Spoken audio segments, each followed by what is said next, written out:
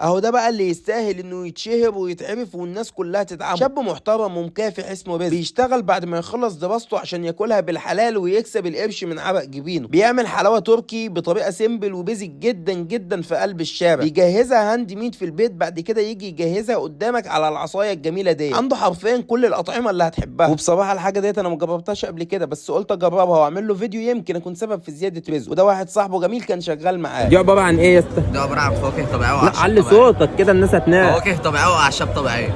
حاجه مسكره يعني. بس دي اصلها اصلا تركي صح؟ اه. دي بكام دي؟ الواحدة ب20. 20 جنيه بس؟ بس. واخيرا بقى جه الوقت اللي هدوق فيه واقول رايي بكل صراحه. وحرفيا من اول قطمه خدتها كانت بتشد كده اهوت وبتمط، ولكن الصراحه الطعم بتاعها كان جميل جدا وحلو قوي. عجبتني ان هي بيزك كده وحلوه وسكرها مش اوفر. وبعد كده بقى دوقت الناس اللي في الشارع الجميله اللي بقابلهم زي كل فيديو. وعلشان ما اطولش عليكم عايز اقول لكم ان رزق رقم تليفونه هتلاقوه في اول كومنت، وغير كده بقى هو عنوانه في وسط البلد قدام دار القضاء العالي، وبالتحديد عند رغيف شاورما.